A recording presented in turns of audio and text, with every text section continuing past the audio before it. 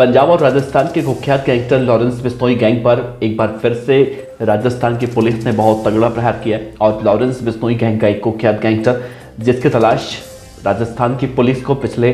काफ़ी दिनों से थी और वो राजस्थान पुलिस को टारगेट करके जयपुर के अंदर कई बड़ी वारदातों को अंजाम देकर फरार चल रहा था। उसके गैंग के गुर्गे गिरफ्तार तो हुए थे, लेकिन वो पहली बार पुलिस की गिरफ्त में आया और न सिर्फ उसे गिरफ्तार करके पुलिस ने कामयाबी हासिल की, बल्कि लॉरेंस बिश्नोई गैंग को अब पूरी तरह से नस्तो नाबूद करने के लिए राजस्थान की पुलिस का ये कदम देखा जा रहा है। तो जिस गैंगस्टर की गिरफ्तारी हुई है उसका नाम है गैंगस्टर ऋतिक बॉक्सर, जिसने अब से कुछ दिन पहले राजस्थान के राजधानी जयपुर के जवाहर नगर सर्कल थाना इलाके में एक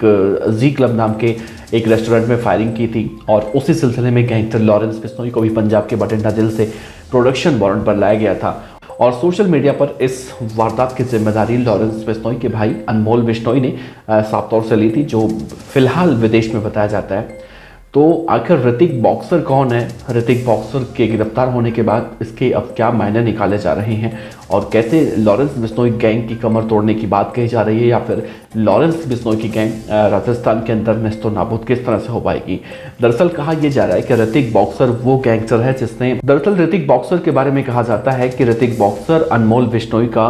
करीबी है और जिस तरह से लॉरेंस बिश्नोई के गैंग में दो फाड़ चल रही है, अनमोल बिश्नोई के समर्थक कहीं ना कहीं ये दिखाने की कोशिश करते हैं कि मैं लॉरेंस बिश्नोई गैंग के संचालन में करने में कामयाब हो सकता हूं, या फिर उस तरह से मैं इसे संचालित कर सकता हूं जैसे कि और बाकी सारे गैंगस्टर संचालित करते हैं। तो दूसरी तरफ लॉरेंस बिश्नोई का एक और लग्गा सग्गा गैंगस्टर आप कह सकते हैं, जिसने अब से कुछ दिन पहले राजस्थान के सीकर में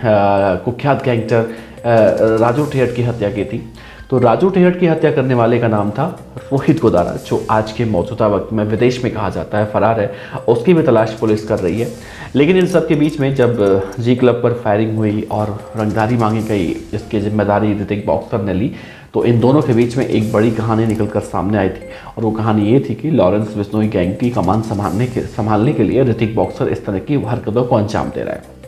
पुलिस पिछले एक महीने से ऋतिक बॉक्सर का पीछा कर रही थी और इसे पकड़ने की कोशिश कर रही थी, लेकिन ऋतिक बॉक्सर लगातार पुलिस के चंगुल में आने से फरार चल रहा था। दरअसल वो इस वक्त नेपाल में छिपा हुआ था और जब राजस्थान की पुलिस को ये जानकारी मिली कि ऋतिक बॉक्सर नेपाल में है, तो वहाँ पर घेराबंदी करके उसको पकड़ा गया, उसे राजस्थान के जयपुर लाया गया और जयपुर में लाकर उसे एक बार फिर से